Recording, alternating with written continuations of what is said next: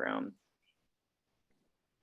Okay, all right, so this is our September series of our cooking class for the farm, and we are featuring our good friend, Adrian Chang of MORI House.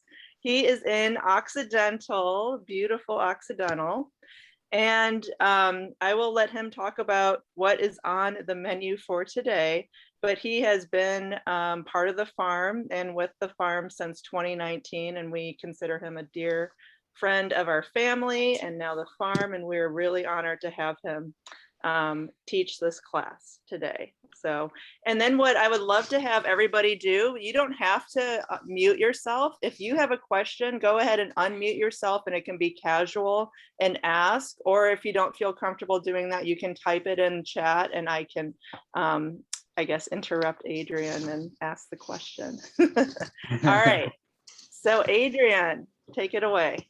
All right, what are we making today? I'm just kidding. What am I doing here? We're making dinner. Oh yeah, I'm making dinner. That's why these classes are so great, because I can basically just like prep my dinner with y'all, and then like I can eat and it's done. Yeah. So like Leslie said, my name's Adrian Chang of MORI House. Some of you might know me from my personal IG account, My Kitsune Cafe. Like Leslie said, I've been a friend and of the family and the farm since 2019 when they first started. And when they first started and they were harvesting their first batch of domyao or pea shoots, I saw it on Instagram and I was like, oh my God, somebody's actually like growing and selling these in town. So I texted them and they invited me over to the farm, and the rest is history, as they say. So I'm just so grateful to be in community with them, to be part of the Radical family, and just to be here and support them in any way that I possibly can. So I'm just really pleased to be part of this. So thank you for having me. Today we are going to be making kimchi. Actually, we're going to be making two things or four things, but the two star recipes are kimchi or beichu kimchi. Beichu is the Korean word for Napa cabbage.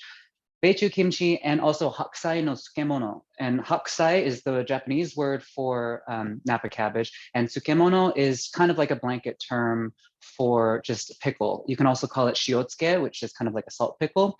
But basically what we're gonna have is we're gonna use the same base recipe to make both of them. So you can have a spicy version of this Napa cabbage pickle, or you can have a nice plain aromatic version. And they're gonna really just use almost this exact same ingredients, with the exception of the kimchi, of course, will be spicy, and we'll have a kimchi paste that we will use to give it that spicy classic flavor. One thing that you need to know if you are going to follow along with me now or later when you watch the recording, when you start this recipe, you are not going to end the video with finished kimchi. That's just not how it happens, because if any of you know what kimchi is, or hakusai or any kind of tsukemono, it needs to ferment. So I'm sorry to say, you will not have kimchi by the end of this class. It has to sit for at least a couple of days to up to a month or even longer, depending on who you talk to. And another disclaimer is that I just want to say that the recipe that I'm teaching you is much more of kind of a quick, easy, kind of a hack recipe. This is definitely not your halmoni's kimchi or your obachan's tsukemono. Halmoni and obachan mean grandma in both Korean and Japanese.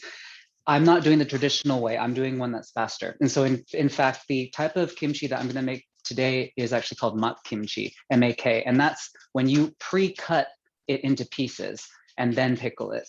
And it makes it easier for you if, like, you know, you're a gal on the go and you just got to cook something really fast and it's already done, already chopped, and you know, you just don't have the time. And the same for the tsukemono as well. Traditionally, what you do is you leave the cabbage attached to the stalk and the core.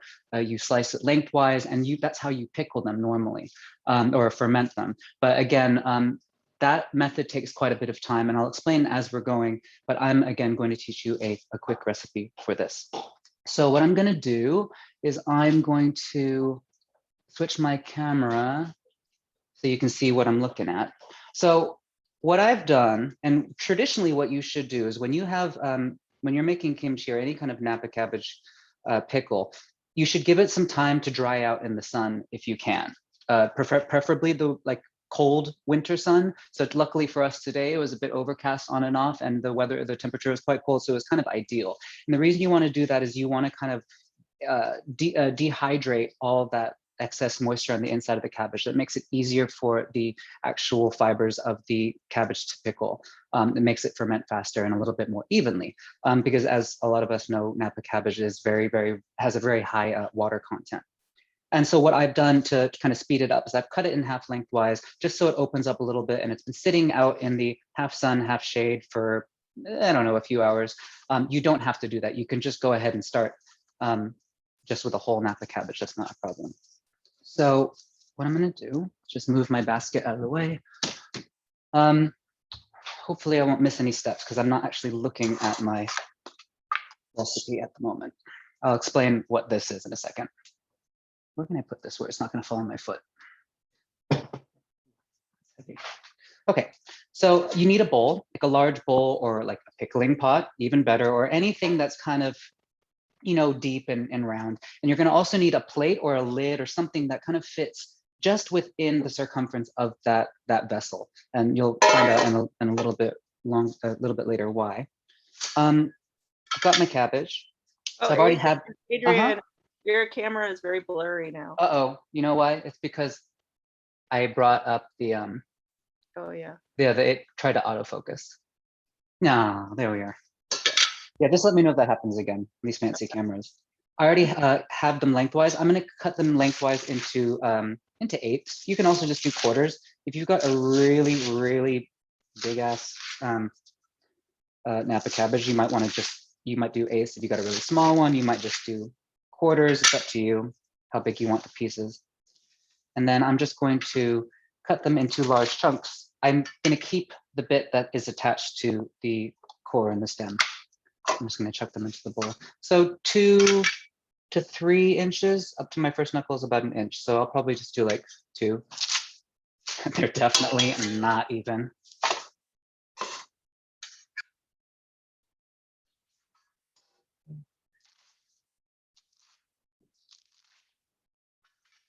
Normally what you would do is you would sprinkle salt into this cabbage with all of the leaves still attached, and you would sprinkle salt in between each leaf very carefully and very meticulously. That's the traditional way to do it, leaving the cabbage intact in just half or in quarters. A lot of people don't have time for that. That's why I'm cutting it up, and we're going to add the salt to it this way. I'm going to get about 3 to, let's do 3 bits of garlic, cloves of garlic. These ones are pretty fat, so that's why I'm just going for 3 rather than 5. These slices are going to be sliced slices. They're going to be added to the kimchi in slices for the pickling process, so they're going to be whole. We're also going to use more garlic to blend into the kimchi paste as well. So just 3 to 5 for this bit here. Oops. Put that in to the pot. I'm also going to take, I think I said 2 or 3. Oh my goodness, what any kind of dry chili.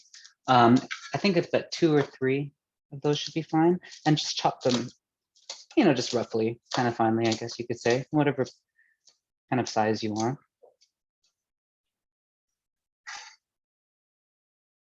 So something around that size. That's probably going to screw up the focus again. I'm just going to add that in. And the next thing is I've added into the recipe, which is pretty untraditional, is lemon peel, or I would prefer to use yuzu peel, but we don't have any yuzu because the deer ate them.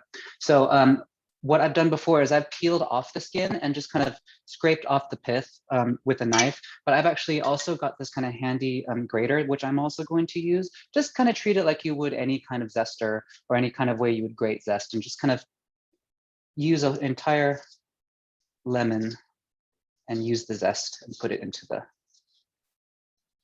the pot with the cabbage and the chilies and the garlic. So I'm cheating a little bit because this is already shredding it into the pieces I want. But if you have the lemon peel and you're just peeling it off, just slice it into very, you know, as thin as possible, thin slivers. and then add that to the cabbage. So I'm gonna put that back here. I'm not very good at talking and doing at the same time. So everybody, if what I'm saying is not making any sense at all, just chime in or just email me or Leslie if you're watching the recording, and I can answer whatever questions you may have. So the salt to cabbage ratio is done by weight. You want 3% of the cabbage weight is what you need in salt. So I think I've got somewhere around 600 something 50 grams of cabbage. So I'm 3% of that is about 20 grams of salt. I've measured it out. So if you aren't sure, just weigh your cabbage if you can, and then just calculate 3% of that, and that's how much sea salt you want. You can also use kosher salt, but you've got to make sure that the salt is not iodized, because iodized salt will not pickle or ferment anything. There's something about the process of it. So it definitely has to be either sea salt or non-iodized salt. So I'm going to chuck that in. Doesn't have to be super even. And then all I'm going to do is just use my hands, kind of toss it. You don't really need to rub it. You just got to move it around and allow the salt to kind of just work its way around evenly. If you're not sure, you're not confident about it, you can use your fingers to kind of just gently, distribute, massage the salt into the cabbage, but don't mess around with it too much, because you don't want to crush the cabbage. You don't want to break up any of the fibers. You want to try to maintain the integrity of the fibers as much as possible. Otherwise, they kind of get mushy after a while. But it also depends on how old you want your kimchi to be as well. Some kimchi, like I said, it can be done, and it can all be done in like fermenting in a couple of days, but my kind of magic number is 1 month. And I've kept it for even longer before. I've gone up to 6 months before. Leslie, I don't know if you remember when we had our first or second Sticky Rice Supper Club. One family brought some kimchi that was like a year old. Oh my God, it was amazing. Yeah, Charlotte. Oh, that's right. Yeah, Charlotte. Yep. Okay, so that is probably pretty good. It should feel like you've got sand in your fingers. And you'll also notice that a little bit of the cabbage is starting to sweat a little bit, as they say. I'm just going to rinse my hands.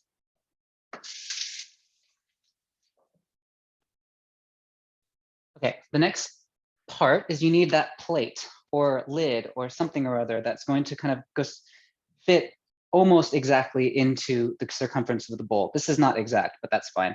What I'm going to do is I'm going to place that on top of the cabbage, and then I'm going to take anything that's heavy. I've got this. This is our pickling stone. We use this to just weigh down all of our pickles. It's so freaking heavy, but really it can be anything. But you're just going to place something heavy. You could put like a couple mason jars filled with water on top as well. It doesn't need to crush them. It just needs something to kind of help gravity along to press all the pickles down. And then what that does is it allows the excess water to come out of the cabbage and then kind of rise to the top to create a brine. And then what you're going to do is leave it like this for about 3 hours. I think I said in the recipe, at least 3 hours would be ideal, because that allows all the salt to get in there and start to change the chemical composition of the sugars and the citric acid in lactic acid in the cabbage. So that's what you really should do for about, like I said, like 3 hours would be perfect. And once that's done, I'm going to quickly show you. Oh, here. This is what it looks like when it's done. I'll just quickly show you, and I'll wrap it, and I'll give you a closer look. So there's more stones, more pickling stones. Can you see how, I don't know if you can see if you can see that a little bit of water has risen to the top. That's really what you want. And what you're going to do is you're actually going to end up saving that liquid. But before I do that, let me just wrap this just to keep any dust and flies, if any. Wrong way around. Just cover it with a cloth, wrap it in a cloth, wrap it in a shawl, whatever you want. Just try to keep the dust and flies out. And then I'm going to put this somewhere dark and relatively cold for 3 hours. Off camera. And then again, this is what you're left with. You can see all that liquid at the top. I hope you can. So what I'm going to do is I am now going to try to get out as much of this brine as possible because you don't really need it. And one thing I need to say is that if you are just doing the hakusai no tsukemono or the non-spicy kimchi, this is kind of it. And then all you need to do is just to pack this into a mason jar and then make sure it's sealed. And that's basically it. And I'll show you what that will look like when I'm packing the kimchi. But basically this is a hakusai no tsukemono. It's done. And then you basically need to let it sit for anywhere up to a month. Like I would say 2 to 3 days, all the way up to a month, and put it somewhere cold and dark. But again, I'll talk more about that when we are finishing the kimchi. So I'm just gonna, for the kimchi, I'm going to strain out some of this pickling brine because we don't need it. But I am gonna save the brine to season whatever later, like for sauces or soups. You can just use it as you would like a soy sauce or just a salt or a liquid salt. So I'm gonna move this to the side because I don't need it. I'm gonna get a little strainer because I want to try to squeeze out some of the excess liquid in there. This isn't super necessary, but in tradition, you typically rinse the leaves of their salt. So we don't want to have too much salt in there. Otherwise, it kind of breaks it down too much. So just gently, without crushing the cabbage, just squeeze out excess liquid through a colander or a sieve or just into a bowl. With, you don't have to like use all this equipment. Pretty simple. You don't have to do it in such a way that's like, you don't have to squeeze all the water out. Just be gentle with it.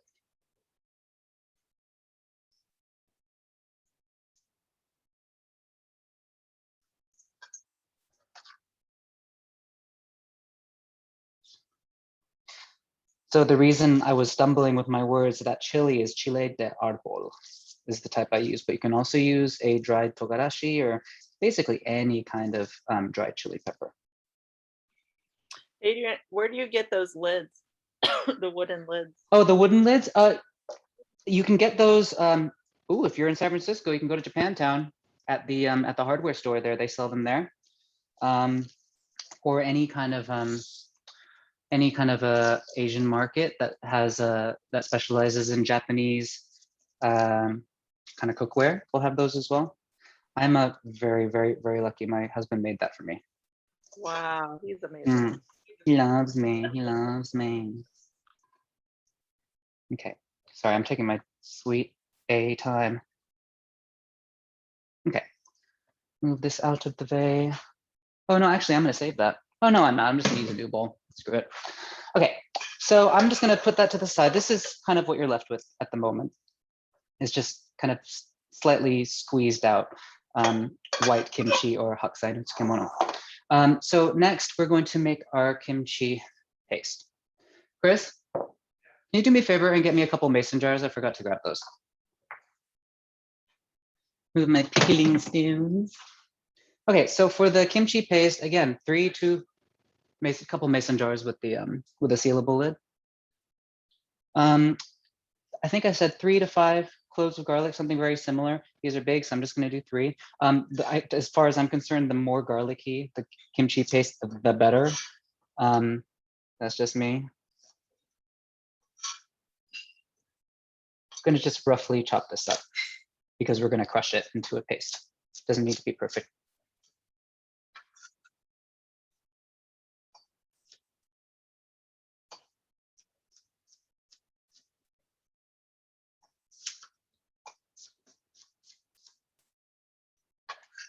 Okay, so once I've done that, take a little salt. A couple pinches should be enough. I think that's like what, like a 1/4 teaspoon. Throw that onto the garlic, and then if you have a mortar and pestle, great, and give it a crush. If you don't have a mortar and pestle, what you can do is you can do what I've just done here on the table, and then just use the side of your knife to kind of gently crush it. And basically what it does is the salt helps to break down the fibers of the garlic, so it makes it easier to turn into into a paste. And just a rough paste. It doesn't need to be super, super fine or smooth or anything. You can have chunks of it in there as well. But basically what you want is you want to get it as crushed as possible, just so it can distribute evenly among the cabbage. Obviously, I didn't really say, but obviously this is after the 3 hours of pickling as when I squeezed it out.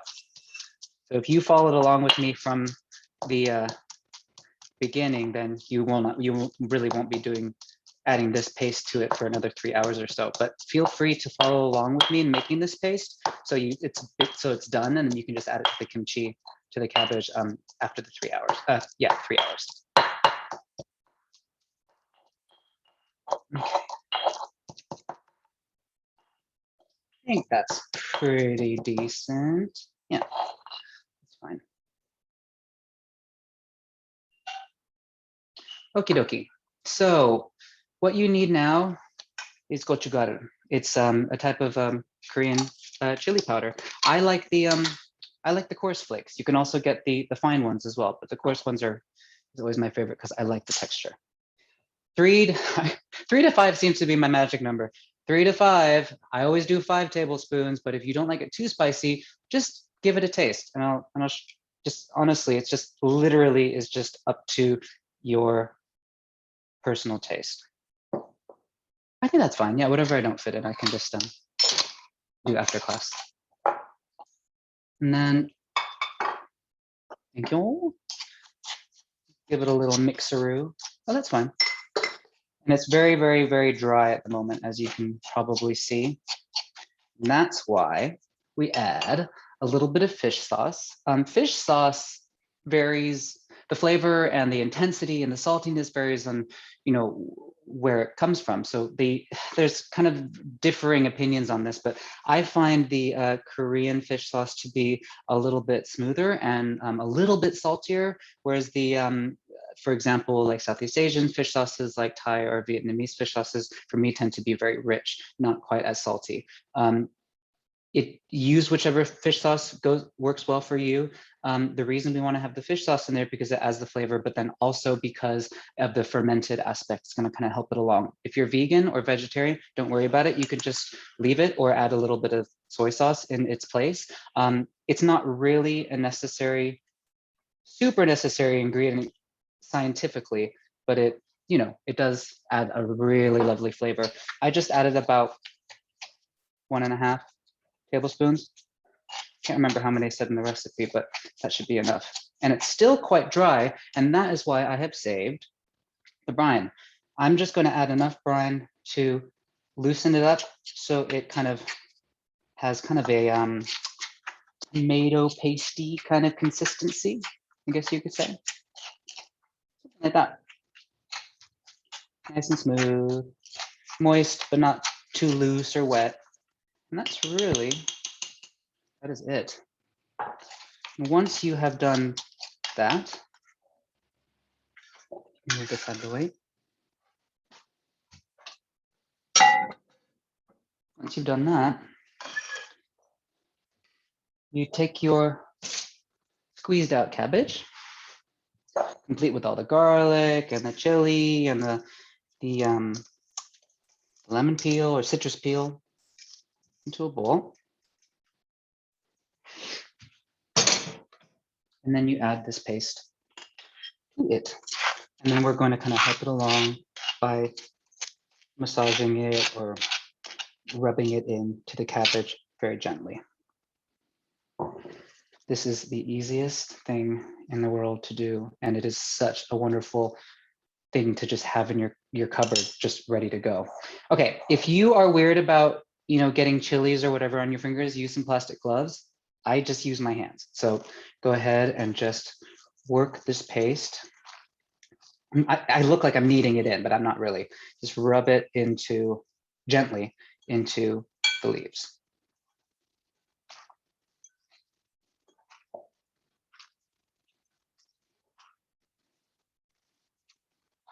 Not a lot of talking here. I wish you could hear the sound. It's so nice. And see these bits here? Like you know, where the leaves are still attached to the stem, don't worry too much about making sure you get all the paste into each one. Once this starts to ferment properly, it will create its own slight brine and it'll get its way in there. It'll work its way around the paste, that is.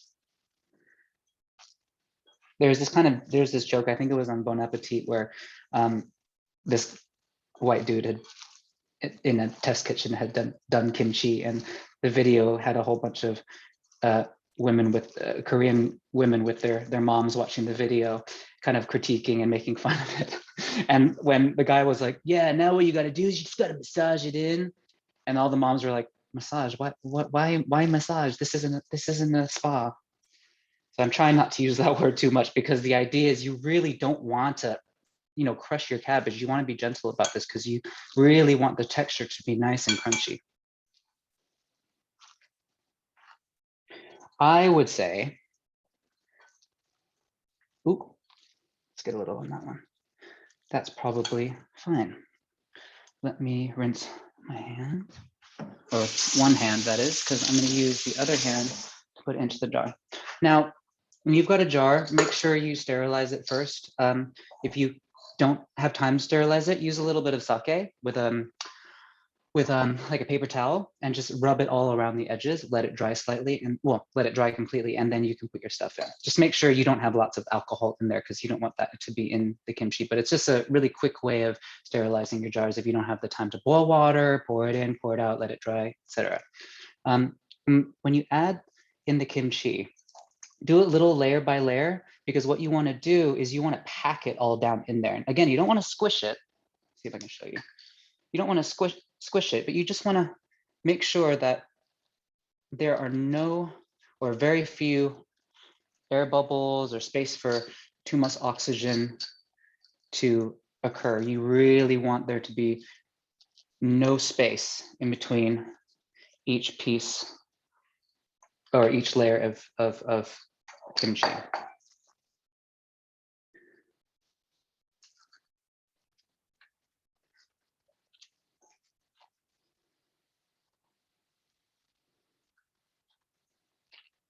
The recipe says that, I didn't mention it, but the recipe says that the cabbage that you are using is probably about 1 kilo. So that's kind of the measurements that I've used here today, even though mine was under 1 kilo. I use kilo, sorry, just because of my British husband, become accustomed to it. Metric, that is. Okay, you want to leave about 1 inch from the top of the jar, just in case, because it is going to rise. And in fact, I'm going to give it a little bit more space. It is going to rise as it ferments. And I will explain it later, but you are going to have to allow, you're going to have to open it up to allow the gases to escape. Otherwise, the next time you open it, or the first time you open it, it's just going to go like a volcano. And that has definitely happened to me before. I got a picture on my Instagram somewhere where it just literally just exploded. Well, not exploded. When I opened it, it just everything just like volcanoed out. So second jar, just making sure I press it down. If you can't fit your hand into the jar, just use a fork or a spoon. But again, don't crush it too hard. You just want to make sure you kind of remove any possibility of any air in between the leaves. And again, this is not necessarily a traditional recipe. So if you have a Korean mom, auntie, grandma, friend, relative, maybe don't show them this, because this is definitely more of kind of a quick work around the much more sophisticated and detailed traditional way of doing it, which is again with the leaves attached and very elegantly sprinkling salt in between the leaves. Let me just rinse my hand. Okay, so 2 schools of thought. I'm not sure who's right and who's wrong necessarily. Some people take the brine and they add it to it for the liquid to come up above the cabbage.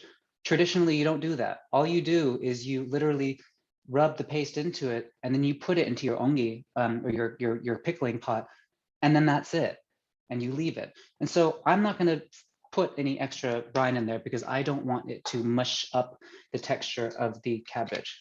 I'm just going to leave it like this. But again, you want to make sure There's very little chance of any air in there. You want it to just be all the way pressed down, if that makes sense what I just said. Same here. Every day, give it a check, open it up. Even if nothing happens, just do it, because otherwise, believe me, you'll be sorry. But the fun part about this is after, depending on how hot it is in your kitchen, after a couple of days, you'll start to see bubbles appearing, which is the beauty of fermentation. And it's just so fascinating to see everything literally just come alive, because it literally is just alive. So have fun with this and just really enjoy the process of having your kimchi fermented pet, basically. Check it every day. I would say after 3 days, you can start eating it. It'll be fermented enough. But if you can wait, give it at least 10 days to 2 weeks, or even a month if you can wait. So I'm gonna put these to the side. You store them somewhere dark and cold. Doesn't need to be chilled like a fridge. You'll put it in the fridge after it has reached the level of fermentation that you want, so you can stop the fermentation. But in the meantime, just put it somewhere like, like the temperature of a cellar, or like, like a back room that's far away from this, that's, far from the sun or anything like that, and make sure it's dark. Okay. So that's that. This is the kimchi that I made on the 11th. Today's the 15th, so it's just the few days after. This is just 4 days, but I have to have something to cook with. So let me just quickly put this in the sink. And I'm going to taste it. You're going to hear me chew. And so it is currently September. It is very chilled at the moment. So let's see how fermented this actually is.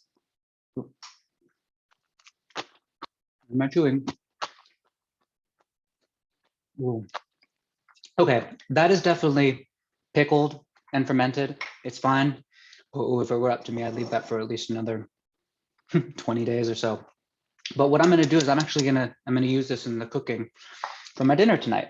So I'm going to take the bit which did not have my mouth on it, and I'm going to take out for my pork and kimchi, which is not on the recipe, but this is just going to be a quick demo to show you like the possibilities of what you can do with your kimchi. If you're not just going to eat it on the side as a banchan or a side dish, you can cook with it as well. You can make buta kimchi, which means in Japanese is pork and kimchi, one of my favorites. You can do kimchi fried rice, which is another thing that I'm going to kind of demo for you today. You can also make sundubu jjigae or kimchi jjigae, which is a type of a Korean stew which uses kimchi. God, the possibilities are endless. So I'm just gonna, for my buta kimchi, there's Chris and I'm just gonna use 1 pork chop. So I think this is probably enough. That's like what, like a cup? And then I'm actually not going to take out enough for the fried rice, because I don't think I need kimchi in the rice and the pork. But if you want to, you certainly can. I'm going to set that to the side. So does anybody have any questions about the kimchi? And same way with the hakusai no tsukemono, just pack it into the jar in the same manner, and you can leave some of the brine in there. It's no problem, but not too much. You don't want it to be swimming in brine, because there's no point to that. But you can jar it the same way. So if you were to leave this for 20 to 30 days, do you have to open the lids of the jars every day to burp it? Yeah, you should, because especially as it gets older and older, the gases are going to increase, and it's going to eventually, yeah, you should. So then, yeah. What about for the, like Charlotte and her kimchi that was a year old? Well, here's the thing. Traditionally, you don't have them in these sealed jars. You've got them in a pot, which, let me see if I can bring it over. Normally you keep them in a pot which has a lid, but it's not sealed. I've got some soy sauce in here that I've made, but it's basically this type of lid, and it just sits on top. So there is actually oxygen getting in there, which allows some of the gases to leave. And also, when you're making something like sauerkraut, for example, traditional German pickling pots use a water seal around the edge of the pot, but then they also have this little lip, this little hole in the lip, which occasionally, which allows the gases to occasionally pop up and release themselves.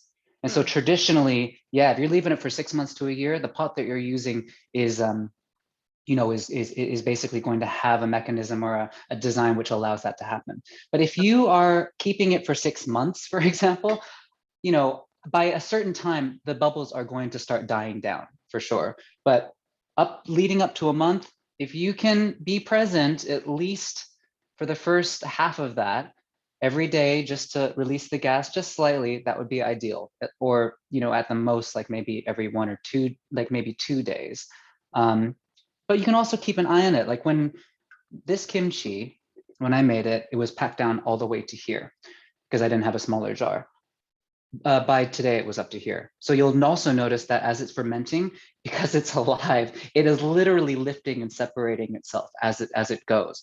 And so you'll know whether or not the gases are starting to really replicate, because you'll physically see it expanding, right? So just give it a look. Fermenting and things like that, especially this type of thing, are not really something that you should do and then just go on vacation for 2 weeks. We once did that with tomatoes. We fermented a tomato pulp and forgot it, and then went on vacation. And then when we for 4 days, and then when we came back, there was just tomato pulp like all over the pickling cupboard, and that was a real big mess. So then, Adrian, when the fermentation stops, then can you put it through like a canning process with the hot water to jar it and then keep it? Or no, just keep it in the fridge and then enjoy it. Okay. So yeah, keep it in the fridge. Yeah. I need my cleaver. Any other questions about the kimchi? I hope I was thorough and everything. So for my butter kimchi, just to me and Chris, I'm going to just use half an onion.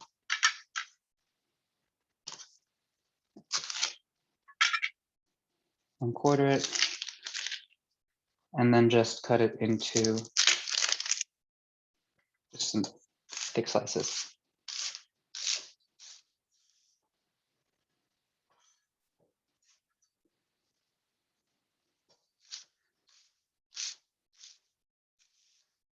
This is really, really, really easy. Something really simple to pull together. And the best thing about the kimchi, adding it to, is that you don't need to season it much either. That's that. Again, with the garlic, excuse me, I'm gonna use 2 or 3 of those because I love me some garlic, but also because the other garlic that I used before, I'm not gonna be eating right now, so gotta get my garlic in. And it's perfect because according to traditional Chinese medicine, garlic is something that we can start introducing into our diet a little bit more. Before we couldn't, or we are advised not to. I'm gonna do 3 because garlic has heating properties, and when it's summertime, you don't want to overheat your system too much. So traditionally they say, oh, don't have too much spicy food, don't have too much ginger, don't have too much garlic because it overheats your system, and then it causes fatigue and stress and all these whole other things. But now that the temperature is starting to cool a little bit, we can start adding more garlic and ginger and things like green onions into our diet, all of which are more heaty than others. This is for garnishing, so I'm going to chop off the ends, and I'm going to, not for garnishing, just for the very last minute, I'm going to diagonally cut these, just the whites into the side. And I'll save this for the fried rice. So I'm trying to actually decide if I'm going to do the pork or the fried rice first. I'm a little bit all over the place. Let me put that to the side. In fact, I'm going to get, those are all going to, the onions and the garlic are going to go into the pot together. So I'll just put them into a bowl because I think, sorry, everybody who's watching the recording later, I'm going to start with the fried rice because that is something that I can kind of just leave to sit while I'm doing the pork.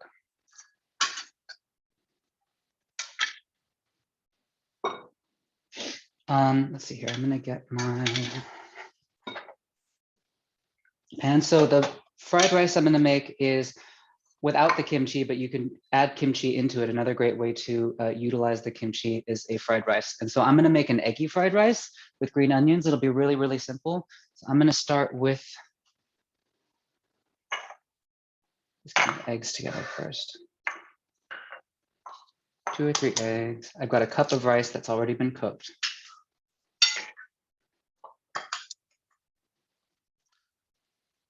Use white rice, brown rice, short grain, long grain.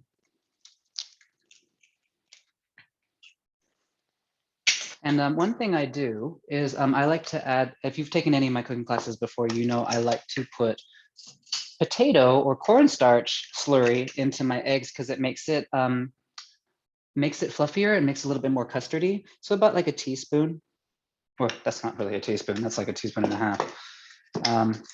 And then add just a tiny little bit of water. Not a tiny, like maybe like a quarter of a cup. And then just make it into a slurry. Now that is going to thicken or rather separate. So I have to have that ready to whisk in, but let me get my pan. Oh, where's my pan? Oh, it's here. Wash on the side of the sink. So I'm basically going to make some scrambled eggs and keep it to the side just so it's ready to go. So I'm going to turn on my heat, about medium, high. Get a little oil in there, say about 2 to 3 tablespoons of oil. Sounds like a lot, but just live a little. Rapeseed oil, excuse me, canola oil or any kind of neutral oil. And I'm going to let this heat until it starts to smoke. And then at that time, I'm going to have already mixed in the corn or potato starch slurry in with the eggs, and then it's going to cook really, really, really fast. And the oil helps to fluff it up. Or you might want to remove the fire, the smoke detector.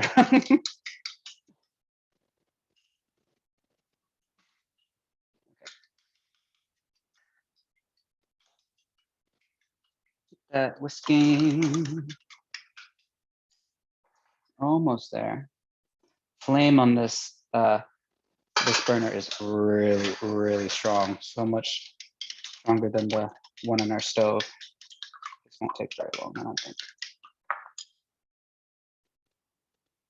Oh, there it goes, starting to smoke. You don't need it to smoke like smoke out your entire house, but you do want to see smoke rising from the pan. It needs to be real hot.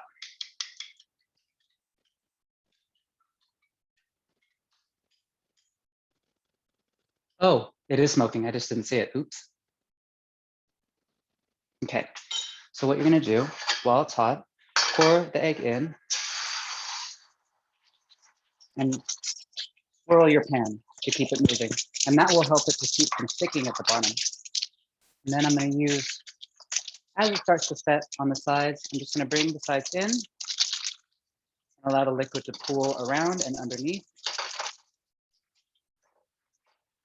And once it's almost just barely set, I'm going to turn off the heat and let it continue cooking on its own. There we go. And give it a quick swirl because it is scrambled egg.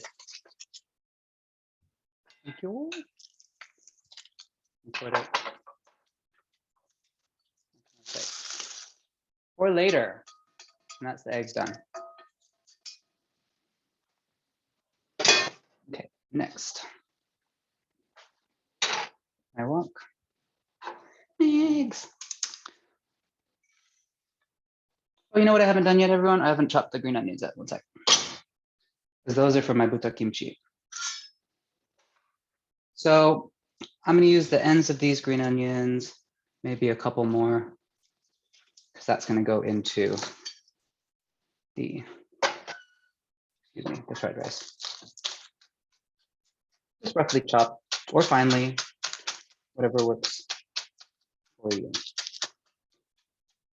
Again, this is about 1 cup of rice, already cooked. And kimchi wise, if you want to add kimchi to it, use about like ½ cup to a cup. If you use a whole cup, you're not going to need to season it very much because that is already going to have a lot of flavor to it. Let me put this in here so it's easier.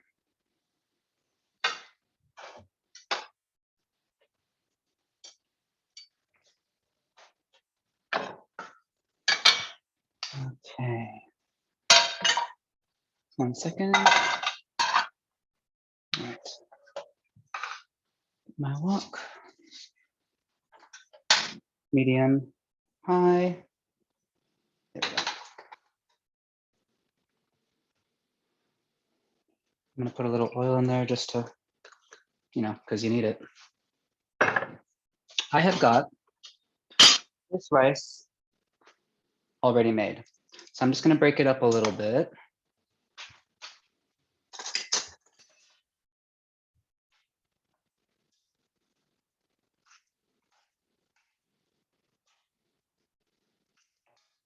Just a little bit so it doesn't stick into one clump.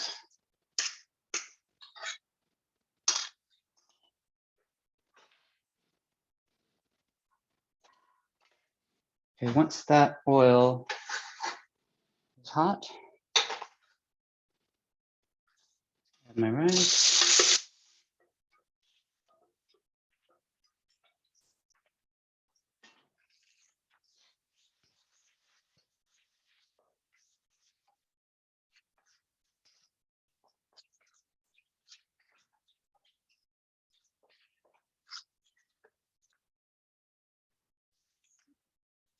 Drizzle of sesame oil.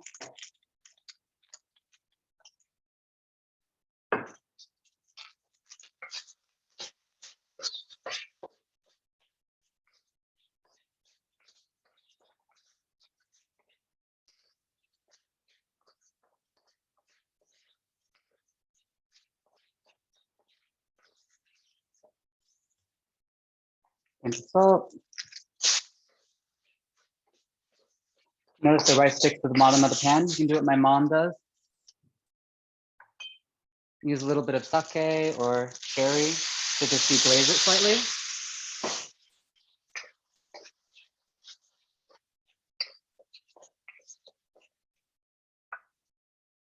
And the egg. Break it up.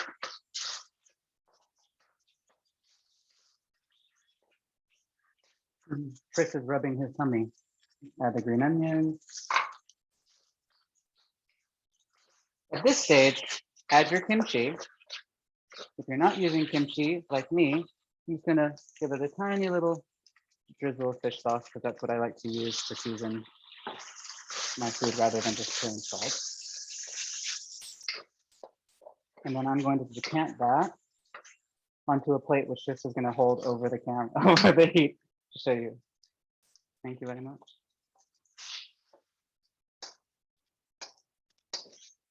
This is super, super basic, but it's, you know, I think a lot of you will know how to do this, but just to give you an idea of where the kimchi can go, just to give you some basic ideas.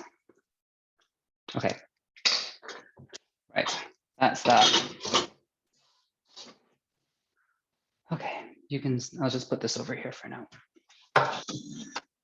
Okay, so I need to do my pork, something I forgot to do previously. No, I can do it. Thank you. I'm just going to use one of these. Actually, I don't think I'm going to use the whole thing. Oops. And I'm just going to cut off this fat here. It's not really necessary. Oh yeah, get this to the dogs. Perfect. Girls, here's your dessert. Hey. So I think I'll use quite a bit of this. I'm going to slice it diagonally, as thinly as I possibly can. You slice it diagonally like this on the bias, it tenderizes faster. Or it tenderizes just in general.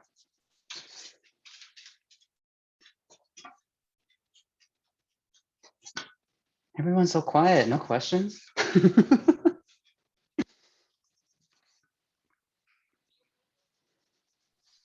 anyone has questions, you can unmute yourself. Yeah.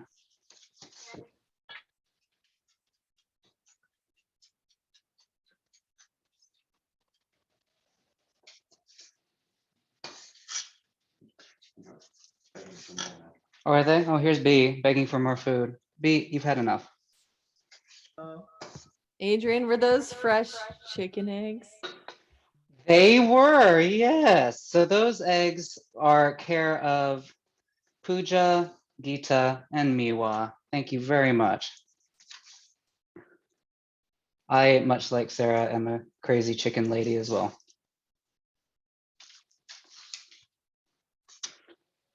In fact, Sarah has turned me on to, oh yeah, I'm gonna save this for some stock or something like that because there's a bone.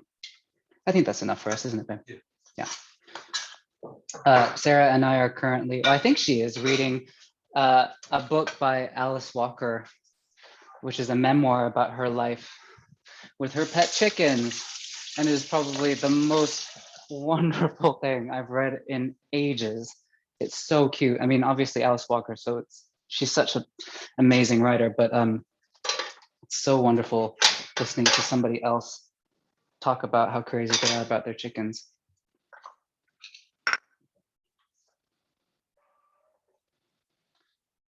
So, oil.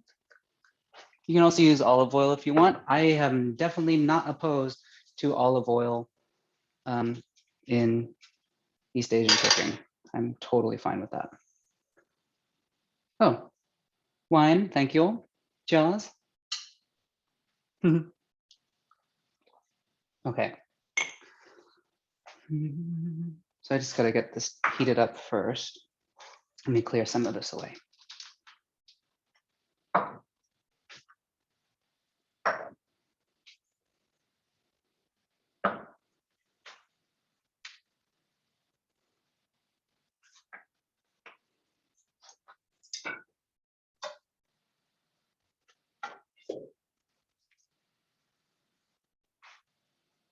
There we go, that's better.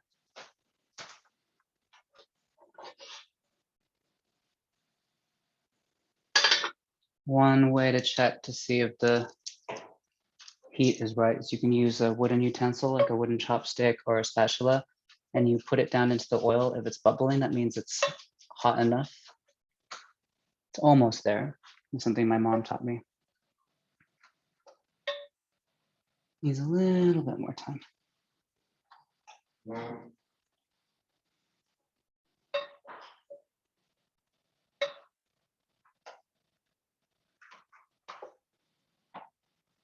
we go.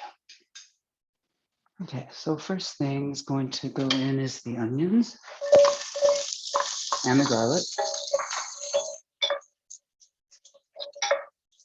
just to get them started.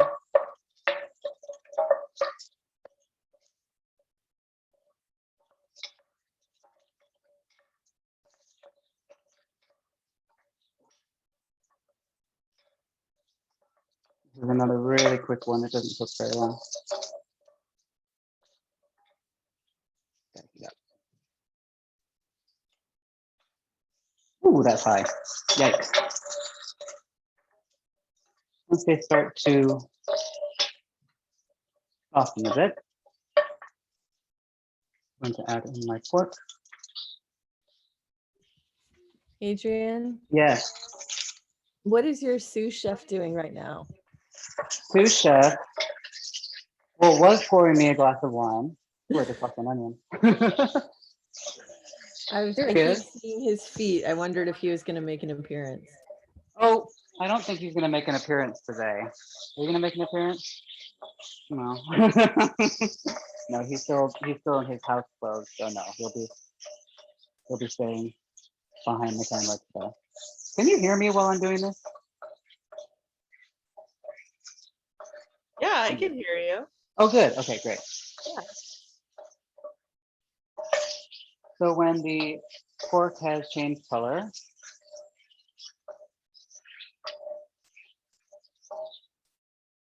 add a little bit of sake or sherry.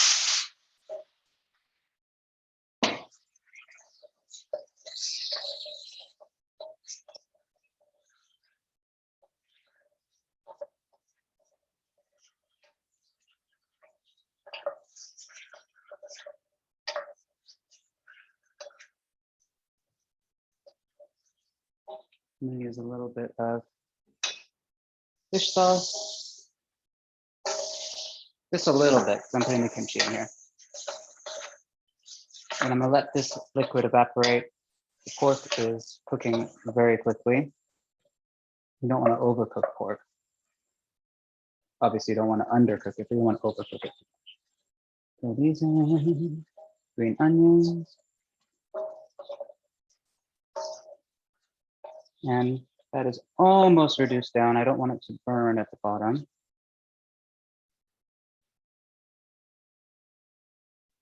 There we go. I'm gonna throw in my kimchi, which is already chopped up, hence the convenience of mak kimchi, M-A-K kimchi, chopped kimchi. Mix that in.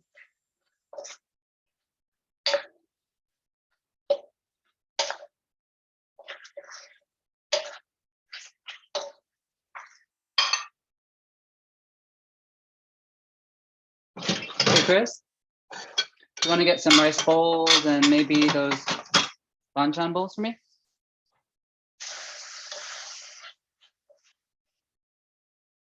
Okay, take that off. And put that to, yeah. Oh, those stone bowls I got you for Christmas.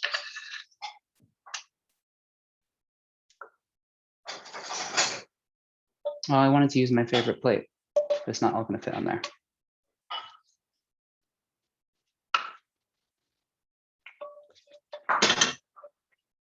Thank you. Be careful, that's hot. And fried rice. Oh no, rice balls.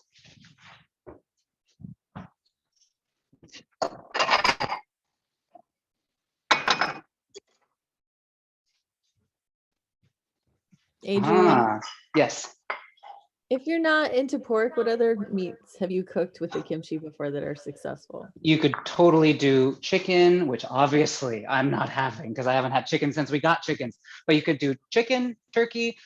You could even do beef with this. Any kind of meat that you want, or if you just wanted to forget the meat, you can always do it with eggs. Or if you wanted to try something a bit more unconventional, you can try gluten, which is basically kind of a meat substitute that they have in East Asia, well, in Asia in general. Just play around with it. It definitely does not have to be pork. It could be, again, any kind of meat that you want. I reckon it would probably be really good with lamb as well. But really, it's just kind of up to you. Does somebody have a question? I was just saying no lamb. We stopped eating lamb after we got lamb. Oh yeah. Sorry. No lamb for you. Oh God. But that's how we feel about with the chickens as well. We literally have not had any chicken. Well, I think we had chicken once, but that was just because we were at my mom's house. But we she forgot, and we didn't want to be rude. But oh God, no chicken. I can't bear it. My babies. Yeah. So well, here's Eleanor is going to be driving over there for dinner. Driving over. She's so hungry watching you. Oh, poor baby. Well, yeah, you're gonna have to wait, honey. All right. Here, let me actually, just so you can see, we all know what food looks like, but this is generally how we tend to serve ourselves.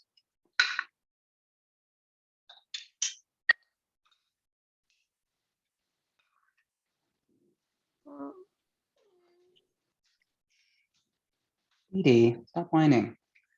The dogs are very jealous.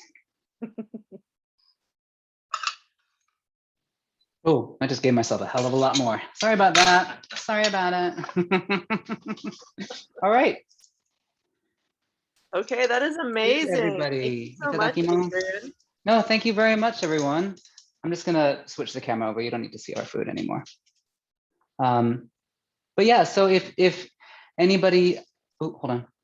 If anybody has any questions or any gripes or anything, feel free to email me or email Leslie, and she'll pass on the questions to me, and I can just answer any questions that you've got. It's not always easy to follow along when in a cook along, and obviously if you don't have somebody with you while you're watching the recording and you got a question, it's difficult. So feel free to contact me anytime, or you can DM me on Instagram. But yeah, that's it. Oh, good. So Maggie said no questions because Adrian did a great job teaching and explaining. Thank No, you. thank you. Thank you very much. Thank Oh, you there's so Steve. much. Oh, no, you're so welcome. Thanks for joining. Okay. All right. Well, it's 6:30 and I'll let you all eat your yummy dinner. Oh, wow. I'm Thank getting you, good at this timing. everybody. Anybody else have any questions? Otherwise, I'll end the meeting. All right. Thank you so much. Bye, guys. Bye, Adrian. Bye, thank Chris. you.